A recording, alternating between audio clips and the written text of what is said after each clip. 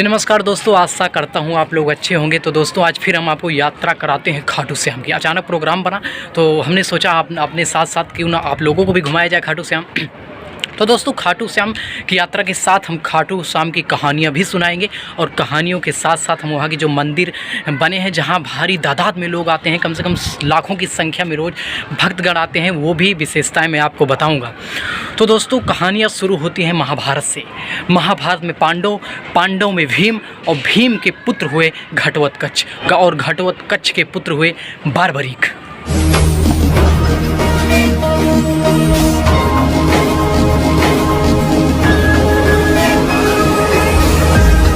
कहते हैं जन्म लेते ही 14 वर्ष की आयु थी। माता से आशीर्वाद लेके कुछ शक्ति प्राप्त करने को सोचे। माँ ने आशीर्वाद दिया, शिव की आराधना की, शिव की पूजा की, शिव की तपस्या की। उससे भी संतुष्ट नहीं हुए तो माता सती की आराधना की, उनकी पूजा की। माता सती ने उन्हें 3 ऐसे शस्त्र प्रदान किए जो तीनों लोगों पर विजय पा सकते थे। कहते हैं जब शक्ति आ जाती है तो शक्ति प्रदर्शन करने को मन करता है। उसी वक्त महाभारत संग्राम हो रहा था। आते हैं और माँ से बोलते हैं माता मैं महाभारत संग्राम में भाग लेना चाहता हूँ। माँ ने कहा बेटा जाओ, लेकिन जाते वक्त मुझे 2 वचन देता जा। बर्बरीक ने बोला माता जी कौन सा वचन है? माता जी बोली कि तो उसकी तरफ से युद्ध करेगा जो पक्ष हारता होगा। ये मेरा पहला वचन है।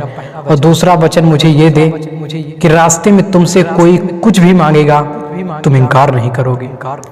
बर्बरीक ने अपनी माता को ये दोनों वचन देते हुए निकल पड़ते हैं। उसी तरह जैसे माँ सिंह की सवारी करते हुए चलती है, शिव बाबा भोले, शिव बाबा नंदी की, उसी तरह हमारे बर्बरीक चलते हैं। बार घुघराले बिल्कुल शेर की तरह नीले घोड़े पर सवार होकर। जैसे ही वो युद्ध भूमि में पहुंचते हैं युद्ध का माहौल बिगड़ने लगता है। अर्जुन जी बोलते हैं श्री कृष्ण से कि माधव कौन है ये जो युद्ध की तरफ बढ़ता चला आ रहा है? इसको देख कर ही ऐसा लग रहा है कि मैं युद्ध हार जाऊंगा। आप जाकर पता कीजिए आखिर कौन महान योद्धा है। श्री कृष्ण ब्राह्मण का रूप धर के आते हैं और बोलते हैं हे बर्बरीक कहाँ जा रहे हो? बर्बरीक बोलते हैं महाराज महाभारत के संग्राम में भाग लेने जा रहा हूँ। श्री कृष्ण बोलते हैं इतनी छोटी आयु में, अभी तो तुम्हारी खेलने खालने की उम्र है, कहाँ जा रहे हो? बर्बरीक बोलते हैं जिसके हौसले बुलंद होते हैं उम्र नहीं देखा करते, युद्ध के लिए निकल जाते हैं। तब श्री कृष्ण भगवान कहते हैं 3 बाणों से तुम क्या कर लोगे? वहां महान योद्धा आए हुए हैं, आप इन 3 बाणों से क्या कर लेंगे? तब बर्बरीक बोलते हैं कि ब्राह्मण देवता आप जिन्हें 3 ही बाण समझ रहे हैं, केवल 1 ही बाण चलाऊंगा, आपका पूरा महाभारत क्षण भर में खत्म कर दूंगा। श्री कृष्ण को विश्वास नहीं होता, बोले विश्वास नहीं होता इसका, अपने इन बाणों का परिचय दो, ये कैसे काम करता है। उसी वक्त वहीं पीपल का एक पेड़ था, हजारों लाखों पत्ते थे उसमें। बर्बरीक ने 1 ही बाण मारा, सारे पत्तों को भेद दिया वो बाण। और कृष्ण ने पांडव की मां को वचन दिया था कि तुम्हारे पांडव की रक्षा मैं करूंगा। इसलिए 2 पत्ते उन्होंने छिपा लिए कि अपने कांप के नीचे, कदम के नीचे, पैर के नीचे। वो सोचे कि अगर ये पत्ते सुरक्षित हो गए तो मैं पांडव की सुरक्षा कर ले जाऊंगा। लेकिन वो बाण हर जगह भेदने के बाद भगवान के पास सिग्नल देने लगा। तब बर्बरीक बोले कि महाराज आप अपने पैर हटाइए, 1 पत्ता आपके पांव के नीचे भी है, 1 कांख के पास भी है। तब श्री कृष्ण भगवान सोचे कि अगर ये महाभारत में चला गया तो एक को चुन कर मारेगा। बोले बर्बरीक मैं तुमसे कुछ मांगना चाहता हूँ। बर्बरीक ने बोला कि आज्ञा कीजिए। बोले कलयुग में सृष्टि के कल्याण के लिए किसी एक की बलि आवश्यक है, या श्री कृष्ण की, या अर्जुन की, या बर्बरीक तुम्हारी। श्री कृष्ण की बलि नहीं ले सकता क्योंकि उसे महाभारत रचना है। अर्जुन की बलि नहीं ले सकता क्योंकि उसे महाभारत खेलना। इसलिए हे बर्बरीक तुम मुझे अपने शीश का दान दो। बर्बरीक बोले कि ठीक है मैं शीश का दान दे दूंगा, लेकिन जो शीश का दान हो सकता वो कोई साधारण ब्राह्मण नहीं हो सकता। आप अपने असली भेष में आइए। उसी समय श्री कृष्ण अपने विराट स्वरूप में आ गए और बर्बरीक ने अपना शीश कृष्ण भगवान को दान दे दिया, सर धड़ से अलग कर दिया और दान दे दिया। श्री कृष्ण बोले, हे बर्बरीक, मैं तुम्हारे ऊपर खुश हूँ, पूछो, मांगो, क्या मांगना चाहते हो। तो बर्बरीक ने ये नहीं बोला कि मुझे भगवान बना लो, वो बोले कि महाराज, हे प्रभु, महाभारत लड़ने आया था, लड़ नहीं पाया, देखना चाहता हूँ। तब श्री कृष्ण भगवान ने उस शीश को अमृत पिला दिया और बोले, हे बर्बरीक, जब तक ये महाभारत चले इसको देखोगे। अंत में महाभारत हुआ, पांडवों की जीत हुई, कौरव हार गए। जब पांडव जीत गए तो पांडव आपस में विचार विमर्श करने लगे कि युद्ध को जिताने में सबसे अहम भूमिका किसकी थी। इसका निर्णय कृष्ण भगवान के पास लेने के लिए पहुंचे तो कृष्ण भगवान बोले कि हम तो तुम्हारा रथ चला रहे थे, अगर मैं कहीं दाएं बाएं देखता तो कुछ अनर्थ हो जाता, इसलिए एक है जो पूरा महाभारत देखा, चलो उसके पास चलते हैं। बर्बरीक के पास गए, बोले बर्बरीक, महाभारत जिताने में सबसे अहम भूमिका किसकी थी 5 पांडवों में।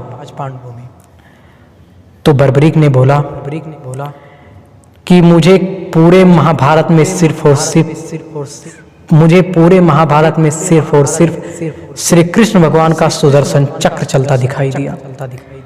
इस बात से कृष्ण भगवान बहुत खुश हुए और उन्हें वर दे डाला। बर्बरीक बोले, पूरे महाभारत में श्री कृष्ण का चक्र ही दिखाई दे रहा था, मरने वाला भी कन्हैया था, मारने वाला भी कन्हैया था। और श्री कृष्ण की खुशी उस समय क्या रही होगी कि उन्होंने वर दे डाला कि जाओ बर्बरीक, जिस शीश को मैंने तुम्हें महाभारत युद्ध देखने के लिए जीवित किया था, उस शीश को मैं अमरता का वरदान देता हूं। तुमने अपनी माँ को वचन दिया था कि रास्ते में तुमसे कोई कुछ भी मांगेगा तुम इनकार नहीं करोगे।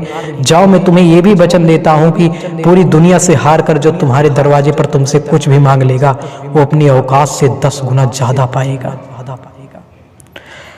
तुम्हारी माँ ने बोला था तुम उसकी तरफ से लड़ना जो पक्ष हारता होगा, इसलिए जाओ, जो व्यक्ति हार कर पूरे जहां से हार कर तुम्हारे दरवाजे पर मस्तक गिरा देगा उसकी विजय हो जाएगी, तुम्हारे का सहारा बनेगा। बचपन में मेरी माँ मुझे श्याम कहकर बुलाती थी, जाओ, मैं तुम्हें अपना बचपन का नाम भी तुम्हें समर्पित करता हूँ, आज से तुम श्याम के नाम से भी जाने जाओगे। नमस्कार दोस्तों, फिर आप लोग देख सकते हैं कि हम यात्रा करते हुए आ रहे हैं और खाटू श्याम के लिए प्रस्थान किए हैं और राजस्थान में प्रवेश कर चुके हैं। राजस्थान का एक टोल प्लाजा, यहाँ पर टोल वगैरह दिया जाता है। कुछ देर एक टपरी पर रुके चाय वाय पिए। अब इसके लिए आगे के लिए प्रस्थान करेंगे। हमारे साथ राजू हैं जो हर ब्लॉग में हमारे साथ रहते हैं, इस बार भी हैं। जैसे आपको पता है यार, पहली बार हम राजस्थान आए हुए हैं और हमको बहुत अच्छा लग रहा है। हम बता नहीं सकते, अपनी खुशी को हम बयां नहीं कर सकते। बहुत अच्छी फीलिंग आ रही है यहाँ की हवेलियाँ देख कर, और अभी आगे भी दिखाया जाएगा। तो आप देख सकते हैं कि फाइनली हम बाबा के स्थान पर जो है पहुंच गए हैं, उनके क्षेत्र में पहुंच गए हैं। आप एक धर्मशाला है, यहाँ पर आप देख सकते हैं कि भक्त काफ़ी तादाद में आए हुए हैं और स्नान कर रहे हैं। स्नान करने के बाद ये वाला रोड गया है और ये रोड जाकर सीधे बाबा के मंदिर के पास गया है और आप लोग जुड़े रहिए और कुछ ही क्षण में हम जो है बाबा जी के दर्शन आप लोगों को कराएंगे। फिलहाल वहाँ फ़ोन कैमरे बंद है, लेकिन मैं तब भी प्रयास करूँगा जिस तरह हो पाएगा। तो फाइनली राजू, आप जो है बाबा के कस्बे में पहुंच गए हैं, बाबा के क्षेत्र में पहुंच गए हैं। तो यहाँ पहुंचकर आपको कैसा लग रहा है, कैसा फील हो रहा है? यार जन्नत महसूस हो रही है यार, जन्नत। अच्छा लग रहा है बहुत ज़्यादा। देखिए भारी भरकम भीड़ है, यहाँ पर दूर दूर से श्रद्धालु आए हुए हैं। दिल्ली से, राजस्थान से, गुजरात से, मध्य प्रदेश से, हर जगह से जो है, हम भी यूपी से आए हुए हैं और आप देख सकते हैं भारी मात्रा में श्रद्धालु जो है यहाँ पर दिखाई दे रहे हैं। उधर पार्किंग है जो कि करीब 10 से 15 बीघे में जो है पार्किंग है, वो बहुत सारी गाड़ियाँ वहाँ पर लगी हुई हैं। दोस्तों, मेरे हाथों में ध्वजा देख रहे होंगे और एक हाथों में गुलाब का पुष्प देख रहे होंगे, तो ये बाबा के प्रति प्रेम और हमारे लक्ष्य के प्रति विजय का प्रतीक है। तो दोस्तों, इसी के साथ हम बाबा के मंदिर के बिल्कुल सामने पहुंच गए और यहाँ पर देखिए भारी तादाद में जो श्रद्धालु आए थे। काफ़ी सिक्योरिटियाँ लगी थी जो कि फ़ोन से फ़ोटो वगैरह खींचने के लिए बिल्कुल मना कर रही थी और मैंने इस बहुत ही खूबसूरत पल को फ़ोटो खींचकर व्यर्थ नहीं किया, बिल्कुल अपने आँखों से प्रत्यक्ष बाबा के दर्शन करने के लिए बेताब था और किया।